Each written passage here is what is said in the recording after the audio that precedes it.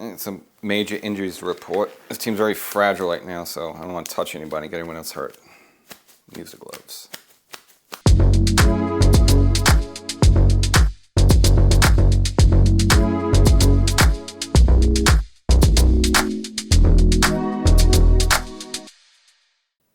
Welcome to Section 420, Talkin Yankees. Well, the Martian landed, gave us a little thrill, and now has taken off, and pretty much taken off with the Yankee season. Two major injuries, pretty much ends the Yankee season officially. Jason Dominguez as well as Luis Severino done for the year, and probably more importantly, Jason Dominguez, because he was supposed to be the future, and he gave us a little, bright spot, gave us a little fun this season, even though it's been kind of miserable all the way. But now that's all done. Tears his UCL in his elbow. Possibly going to need Tommy John, but they're looking at other options, so we'll get into all that. And plus, the Yankees, looking ahead into the offseason, might be looking at a Japanese import not named Ohtani, so we'll kind of get into all that stuff. But before we do, make sure you subscribe to the podcast, so it's going to be a long offseason. There's going to be a lot of moves probably made, and probably a lot of people with hatred towards Boone and Cashman and Hal Steinbrenner, tell them to sell a team and all that stuff. A lot of crazy stuff going on offseason. Again, if you're a Yankee fan, it never ends, kind of like the Dallas Cowboys. It's just kind of it's a full year commitment, so make sure you subscribe to the podcast or wherever you get your favorite podcast. Sign up for Section 420 Talkin Yankees, the podcast, and subscribe, follow, and of course here on YouTube. If you're watching this now on YouTube, make sure you click that button, subscribe, and get notified when new content comes up. All year round, the Yankee fun never stops. So, of course, now the Yankees get the terrible news, of course, with both Dominguez and Severino. I'll get into Severino a little next, just because kind of he's a free agent and, you don't know if he's going to be back. Might as well thrown his last pitch as a Yankee. But, of course, Jason Dominguez, he was supposed to be the future, our next Aaron Judge, our next, Derek Jeter possibly, even though Judge's going to be the captain for a while. But nevertheless, even though the season ended on a bad note, just having him with some of the other young guys that came up with Pereira and Peraza, Volpe already here, and Austin Wells, it was at least supposed to give you a little optimism going into 2024. Not that the group was going to be like world beaters, but again, it gave you a little hope, a little optimism, and it planted that little seed in your head that maybe the Yankees have a shot for the wild card. Maybe they could just, have a little magic in September. Well, again, with him gone as well as with Severino, that's now all out the window. And really, it kind of focuses on that Brewers series at home, which I'll kind of get to a little bit later. That really put the proverbial nail in the coffin for this 2023 Yankee team. But overall, if you look at Dominguez, obviously this is a major injury. Now he's going to possibly need Tommy John surgery. Now he's not a pitcher, so it's a little different. We've had this in the past. We've seen with Gleyber Torres. He had Tommy John on his non-throwing elbow a couple of years ago, and he came back. And again, he had 2 good seasons for the Yankees, and again, I would say a good 2023 campaign for Gleyber Torres there, but again, he was able to put 2 back-to-back strong seasons, all-star type seasons together after that. So it's not devastating. We also see it with Aaron Hicks, even though Hicks coming back, didn't really exactly work out. But again, position players do get this injury, so it is kind of weird that it's a non-pitcher, but still, it's a major injury. So they kind of look at a little different options right now. There's no surgery scheduled just yet. I get Dominguez is going to see different doctors, so he has 2 options. One is, of course, the traditional Tommy John surgery, which it could take anywhere from 9 to 10 months to recover. And if that's the case, you're probably not looking at him to come back next year till June or July, which is just kind of a bummer because you just like to see an entire season of Dominguez, just what he could do. Again, here for 8 games with the Yankees, gave us a thrill, 4 home runs in 8 games. So just imagine what this guy could do a full season. Again, you wouldn't expect him to stay on that pace, but looks like this guy is the real deal, legit switch hitter with power, center field. A la Bernie Williams, and probably even a little bit better than that. So you wanted to see him, but now he's going to be shut down for a while. Now, there's that option. There's also something called internal brace, another procedure, which I guess is less invasive and takes a shorter period to come back. That's about 7 months. So you look at some other players. Ohtani had the Tommy John surgery. Bryce Harper had the Tommy John surgery. They both came back quicker than that 9 to 10 month timetable, so that would be good news for the Yankees. And if you look at other players who had the internal brace procedure, that would be Trevor Story of Boston. It took him about 7 months to come back. So again, I don't think this one devastating, but you can't really look forward to Dominguez having a normal 2024. Again, he's probably gonna have to come back somewhere after the season's already been 2 or 3 months in. It's not terrible. He's not someone the Yankees are going to be completely, dependent on. But of course, you just want to see him just for the excitement of the whole deal. Nevertheless, but again, you're not going to get him in spring training, have a full spring training, and then kicking off the season in April. That's not going to happen for him in 2024. whatever he does, whether it's the Tommy John surgery or whether he has the internal brace procedure, again, he's probably not going to start the season on normal time. And you're looking again, probably June, July when he joins the team. And we don't even know what that Yankee team's going to look like yet. But nevertheless, it's better with him. But again, this is a bummer because this is 20 years old, coming up here, playing great. I mean, imagine Mickey Mantle coming up and then playing 8 games, you're all excited, and then has one of his knee injuries or something. So it's just a blow to the team, and from that, it just puts a damper on the season, and it really puts a damper on looking forward to 2024. Again, you wanted that little nugget of him just being out there opening day would probably help alleviate some of the disappointment you had of the 2023 season. But nevertheless, it is what it is. So we'll see what type of procedure he has. But nevertheless, he should be healthy and back. Again, Bryce Harper, he came back from it. Ohtani came back from it. Trevor Story, he's with Boston. We want to hate him, but he's still quality. So I don't think it's going to diminish what he could have been. Maybe just a tick, maybe a small percentage. So I don't think it's devastating for his career. But it's just kind of bummer that he has this injury. But hopefully that he gets this thing rectified now. It's not something that's going to crop up in the past. So that's all well and good. But for the Yankees, and the Yankee fans, just kind of puts a cap on what's just been a terrible season of injuries. You want to go to the Stanton injury, which I did a whole episode on that early on in the season. Took Stanton out for most of the year, and of course the big blow was losing Judge for 50 plus games with the toe injury. So again, this has been a bizarre injury plagued season for this New York Yankee team.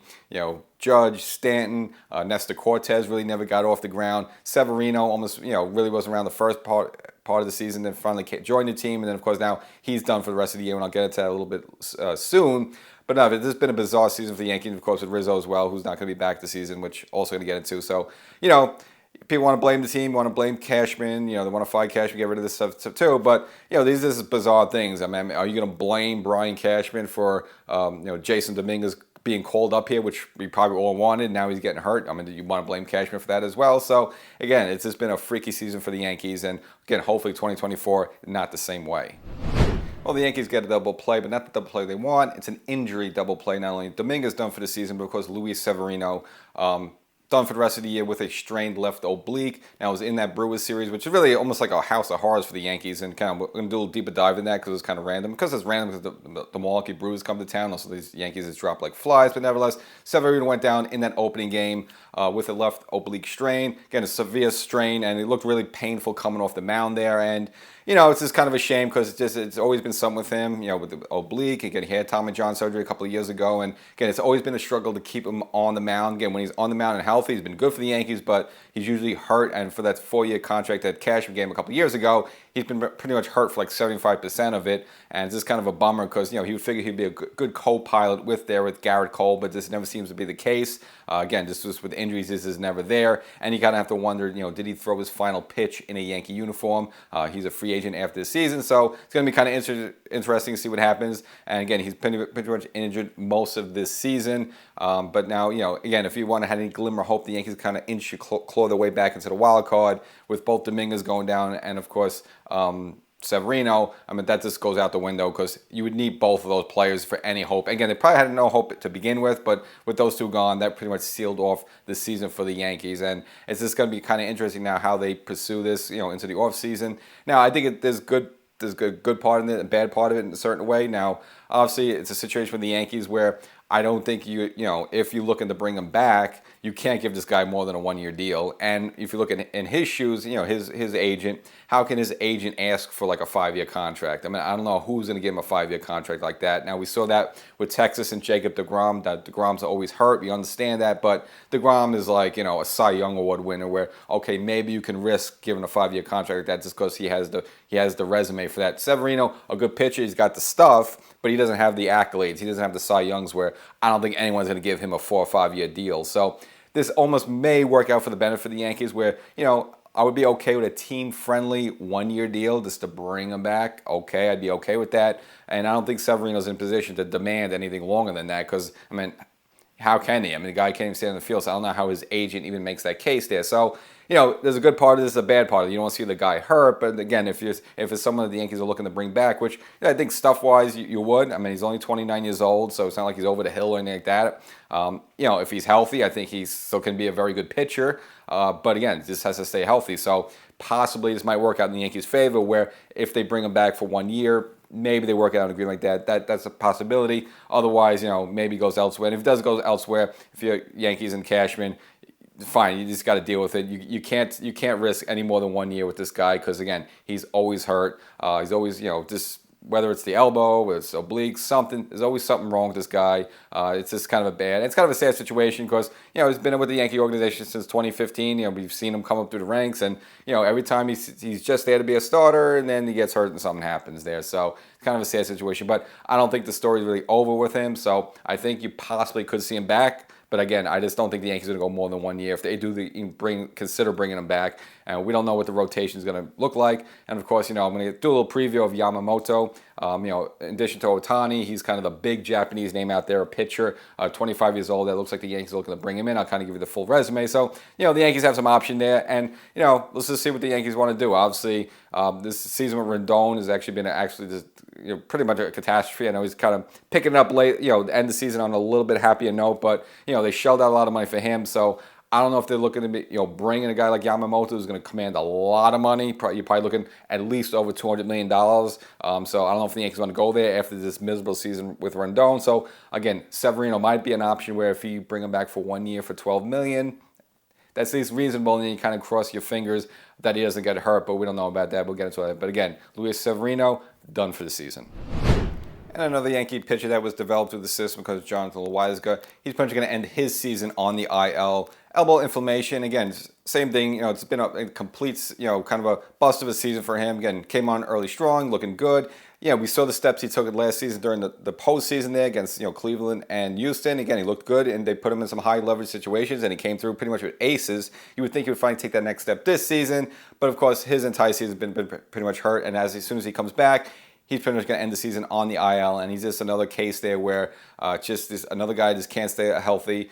Throws very high 90s, and you're wondering, what's these guys getting hurt all the time. But again, he's going to be injured for the rest of the season, and again, we don't know what his Yankees future is going to be. Of course, he'll probably be with the team next season, but again, is it going to be the same thing? Is he going to be one of these guys that's hurt all the time? Kind of looks that way. An unfortunate situation. And of course, I mentioned earlier at the beginning of the show, Rizzo, they officially just pretty much shut him down for the rest of the season, which you knew that was going to be the case. And this is kind of a unfortunate situation with him. He had a concussion pretty much a long way that they didn't diagnose early enough. And then these things are very tricky. We saw that with Clint Frazier a couple of years ago with the Yankees when he ran into the wall there in spring training and almost took him out for a year and a half. Again, just whether it's vertigo and just can't get headaches and stuff like that, and lightheadedness and stuff like that, and you just really can't get it going. So that's kind of a long kind of recovery thing. So once they diagnosed him with that, I had no hope that Rizzo was going to come back. And it was kind of unfortunate because he was doing good for the Yankees early on in the season. Again, he was kind of like one of their only 300 hitters consistently hitting. But of course, had that collision at first base with Tatis Jr. during the San Diego game. And of course, went into a long slump after that. Went like 40 at-bats without a home run. And you just knew something was wrong. So I don't know why the Yankees couldn't diagnose it earlier. Nevertheless, did shut him down. So he's done for the rest of 2023. But of course, he'll be back next season for the Yankees. Which again, luckily, he's not someone that the Yankees are going to carry on too long. I mean, he only has 1 year left in the deal, so they'll have him there for 2024. Then after that, the Yankees can decide what they want to do: let him walk, or go after someone else there, or if someone they develop internally. The real tough spot for the Yankees going into offseason is going to be someone like DJ LeMahieu, who has like 3 years left on his deal, and it's like, all right. Right now he's at 35, and you see what he is right now. I mean, what is he going to be next year and the year after that? Doesn't look pleasant there, as well as Giancarlo Stanton, who, yes, he can still hit your mammoth home runs and stuff like that, but he's pretty much now relegated to being a 200 hitter, and you still got 4 or 5 years left on that deal. What is Brian Cashman going to do with that? That's going to be really the two tough spots for the Yankees. As for Rizzo, it's less stress because it's only 1 year, and then after 2024, he'll be gone. But those other two players who, again, the reason the Yankees kind of really faltered this season, not only the Judge injury, but once Judge is down, you needed Stanton and you needed DJ to really pick up the slack. They didn't. And now that they're all a year older going into next year, I just don't see how it gets any better. So tricky what Cashman's going to do with those two guys. And that Milwaukee Brewers series for the Yankees, it was really a house of horrors if you look at it, because I mentioned before, opening game, that's when Luis Severino goes down, and after that game, you find out that he's done for the season. And of course, that night, Jason Dominguez hits his 4th home run as a Yankee, and was it that swing that hurt him? Because then the next day, the Saturday game, he goes 0 for 4, and then just before the start of the next game Sunday, you hear that he has the torn UCL and needs to be shut down for the season. So you lose two big cogs within that series there. And if you look at other stuff with that series, the first two games the Yankees kind of dropped, was really the starters. The bullpen kind of blew up. Mays a little wise ago, coughed up, a lot of runs in the first two games there. So, and it's probably because he was dealing with the inflamed elbow. And of course, then Saturday was Old Timers Day and did not start off good. Again, they had bad rains, really bad rains the entire weekend series there, but bad rains that game where Yankee Stadium, got flooded a little bit. And then you have Old Timers Day, and you're looking at these Yankees races, but mainly they highlighted the '98 Yankees team, and this was, of course, Jeter's first year back as a Yankee for Old Timers Day. And it's just almost like a tease a little bit because you look at, one of the greatest Yankee teams of all time, and then you look at this 2023 season, it's probably one of the most disappointing Yankees teams of all time. And just to have that thrown in your face like that, it's just like, oh my God, you remember back what we used to have and now what we have now. I mean, you had Mariano closing games, we have Clay Holmes, we have to hold your breath there. So now, in the final game, yes, the Yankees won it, and yeah, they did come back twice, and showed a little grit. It was probably, I think it was Giancarlo Stanton's probably best, maybe biggest clutch home run of the entire season, hitting a game-tying home run there, and then the Yankees would go on to win it in the 13th. They would a walk-off, but but still, you had some mud rubbed in your face because the first 11, going into the 11th innings, the Yankees were no hit. So yeah, you could take solace that you won the final game and you did come back and you did win the game ultimately. So that's the most important thing. But pretty much they were no hit through almost 10 and a half innings there before they finally got their first hit. So that's really not something to be proud of, and that's actually pretty terrible. So just look at that whole Milwaukee Brewers series there. You lose Severino, you lose Dominguez, you got terrible weather. And probably would also took out Loizaga as well, and so it's just like a miserable thing. So I don't know. It's just that really is the ending of the season. They were probably out of it much sooner than that, but the Yankees did give you a little hope. When they came back, they obviously took 3 out of 4 in Houston. 3 out of 4 in Detroit. Then you get the news that they're bringing up Jason Dominguez and Pereira. Now you get a little optimism. They sweep the Houston Astros in Houston. You're like, oh my goodness. And then they come back to here, take 2 out of 3 against Detroit. They should have swept Detroit, but okay, they're fine. But they're on this little winning streak, and they give you a little tease, like, hey, maybe they got a shot here for the wild card. As a fan, you're dying, you're grasping for straws for some sort of optimism. And then you have this Milwaukee Brewers series, which is pretty puts out the nail in the coffin of the season. And then, of course, now you don't even have Dominguez back, and you just hold your breath that he can come back, next season and be himself again. But again, they give that little tease. Milwaukee comes to town, and that really just ended it all. And speaking of the Old Timers Day, it's not what it used to be. I mean, and I kind of get into this in the podcast. I kind of did a whole episode on it. But now it's just a big photo op. Of course, we all know back in the day with Yankee Old Timers Day, you get players from the 60s, 70s, 90s, 80s all playing on the field. And like it was an actual Old Timers Day. And, they didn't play a full game. It was like 4 or 5 innings. But it was just cool to see some of those old guys out there just playing and just, like Ron Guidry pitching to Homer Bush or something like that. But now it's just a big photo op. And it's kind of disappointing. Again, the Yankee organization is pretty much the only organization you could put something like that together. So like for them playing on the field is just something special. But now it's just not there anymore. And I don't know if they'll ever go back to that. Now, this started pretty much with COVID. They canceled the 2020 Old Timers Day just because it was a shortened season. Then 2021, again, still COVID was lingering around, even though he had the vaccine and all that stuff. But again, I understand that you have a lot of guys in their 60s, 70s. They could be at risk, so you don't want them all on the field mingling. Okay, you get that. Don't play a game. Just have a nice pitcher, fine.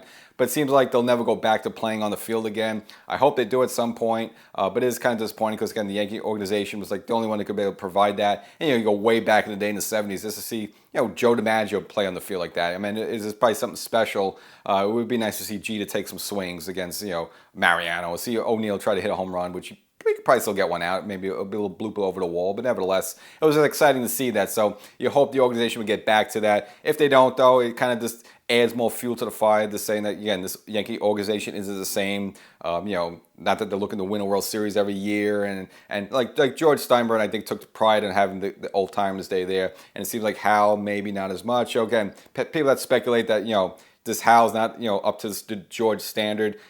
It kind of, does play at that if you don't have the traditional Yankee Old Timers Day. So I wish I hope at some point they do go back to that. Now, the whole argument was that, obviously the COVID reason, but you see someone like Joe DiMaggio, when he finally decided to stop playing the Old Timers Day, that he obviously he's a very distinguished man, has a lot of, pride and respect for himself. He doesn't want to look ridiculous out there, which you can kind of understand that. And, Derek Jeter, again, we always, we glamorize him, stuff like that. Do we want to see Jeter in the shortstop there, boot a ball, throw a ball over the first baseman's head and go to the stands there? So I understand maybe some players don't want to put themselves at risk to be ridiculed like that, but I think there's been some fun moments. We saw when Mariano came back, when he his first or second old timers day, he hit an inside the park home run. So you can have those cool, funny moments. So I think if you give players the option, I think they'll want to play. I mean, you could have a short game, 3 innings, fine. I mean, just break a little sweat. I think it'll be okay.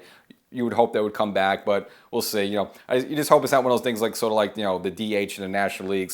Once you have that DH in the National League, it ain't coming back. The pitcher ain't gonna hit again. So, but at least with Yankee old timers day, at least you don't have to worry about baseball rules. I mean, the Yankee organization can make the ruling that come on, let's get back on the field. Let's let the players play.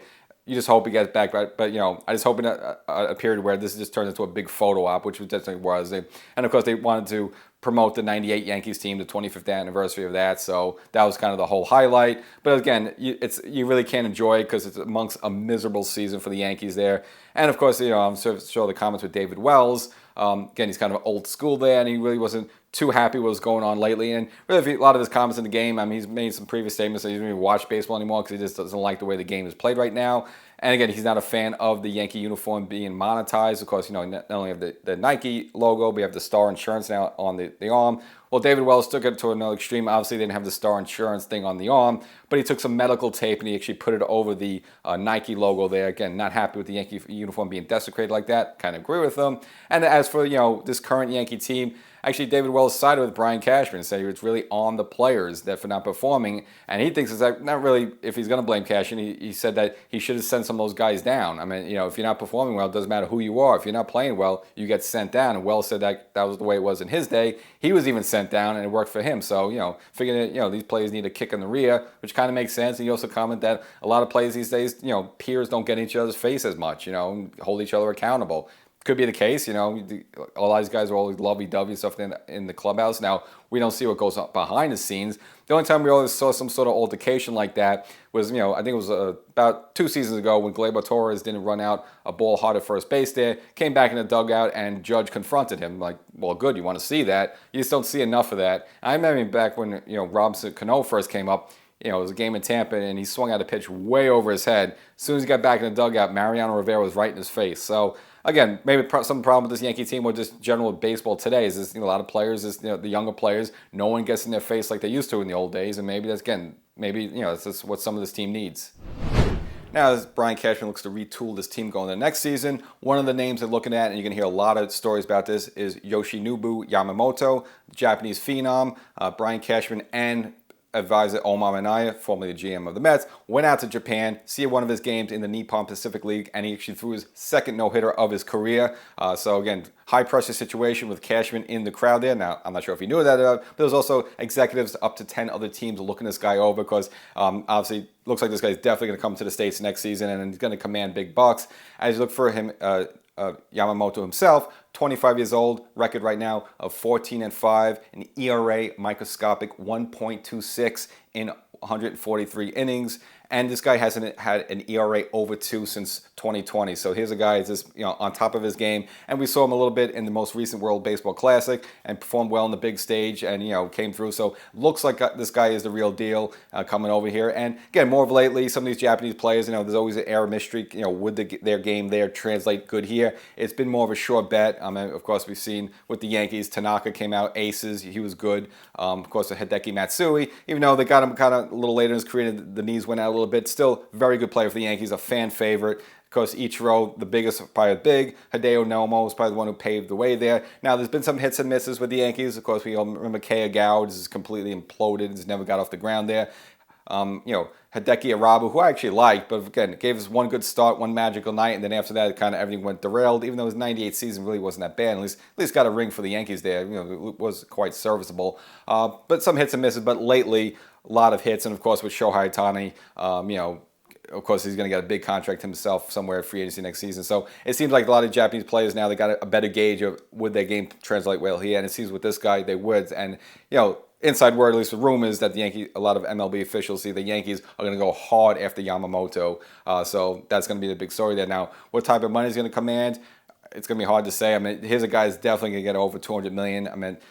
With Tanaka, it was 7 years for $155 million. Plus, they had to pay a fee to the Japanese team for the rights to even negotiate with him. So this is a situation where it could come anywhere from $250 million up to $300 million for this guy. So you're talking about a lot of money.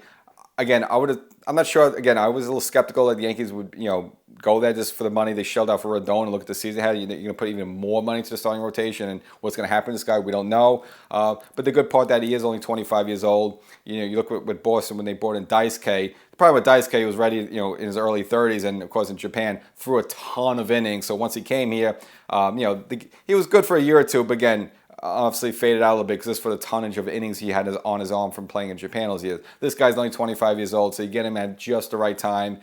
So I think it's going to be a positive move for the Yankees. And, again, if you look at some of the money that's coming off the books with the starting rotation, well, Severino made $15 million this season. Now, we don't know if he's going to be back next season, but that money's gone. And, of course, the $7.5 million that they paid Frankie Montas to do absolutely nothing this season. I think he tried to come back with rehab, but it never actually worked out. That money's come off the books. So you look right there, it's $22 million, and now you could put somewhere else. Now, this guy is going to be making about $30 million per season, so you're going to have to get that money from some other areas. But nevertheless, that's what we're going to have to do. And for Brian Cashman to fly all the way out to Japan to actually watch this guy firsthand, it kind of says that the Yankees are going to seriously go hard for this guy. So that's going to be the word on him. Seems to be the real deal. And, of course, Cole now 33 years old. I think Cole, you still got about 2 or 3 years of him being on top of his game. Again, his fastball is probably going to start to go down a little bit. He's going to have to learn to sort of be more a little finessey. I think he's always going to throw hard, but you can't expect Cole to be throwing like 96, 97 all the time there. So he's going to have to learn his way to there. But he could use a good sidekick. You would have hoped it would be Luis Severino, but we just don't know where his career is going to go right now. Could be Rodon. Again, Rodon at least finishing the season kind of positively, even though overall it's been miserable. But again, if you could throw a rotation out there where you have Cole, Yamamoto, Rendon, of course Nestor Cortez hopefully comes back and that rotator cuff is fully healed, and of course we saw the emergence this season of Clark Schmidt taking that next step. And again, Clark Schmidt at his 5th starter wouldn't be bad. And you look at that rotation, but mainly the top 4: Cole, Yamamoto, Rodon, and Nestor Cortez. I mean, those are real 4 guys. If they're healthy and performing well, that's a serious World Series contending rotation you're throwing out there. Unlike this season with the Yankees, where it's been Cole doing great, and maybe he's on his way for American League Cy Young, but the rest of the rotation has been a patchwork all the way. I mean, Rendon hurt pretty much for the first 75% of the season, and even when he came back, kind of up and down, up and down. Nestor Cortez never really got the season off the ground. Hurt back, and he's done for the rest of the season. Herman, again, good start, bad start. Has the no-hitter, great, but of course had his off-the-field problems. Now he's done for the season. And the Yankees just grasping for straws, looking for starters elsewhere, bringing up Johnny Brito, Randy Vasquez, up and down, up and down. They never really had a full rotation, even now with trying to stretch out Michael King, who's, again, been pretty decent as a starter, but I think he's better served in the bullpen. Nevertheless, the Yankees, outside of Cole, has not had a stable rotation this entire season, and this kind of leads to the problems why there's barely a 500 team at this point, and you hope they can finish over 500. But nevertheless, if you come into next season, bringing Yamamoto in, now you look at almost like a early, late 90s, early 2000 Yankees-esque rotation when you had like David Cone, David Wells, El Duque, Andy Pettitte. You had 4 guys, Musino, when they brought in. You had 4 or 5 guys you could throw out there. That's a serious opportunity to get a championship. So let's see if Cashman does that, brings him in. It seems like the Yankees are going to go hard for this guy. So if that's the case, I think fans will be excited. And I think, Yamamoto, at least maybe bringing him in just maybe calms the anxiety of not having Dominguez. And for other people who want to complain like fire Aaron Boone, well, he did achieve the 500th career managerial win for the New York Yankees, so I want to give congratulations like that. And again, to get it at such a young age, for a Yankee manager, pretty remarkable there. But if you want to look at the Yankees themselves, if you think they're going to make the playoffs, well, Fangraph has them at 0.3%, which means you have a better shot getting run over by a speeding Mr. Softy truck.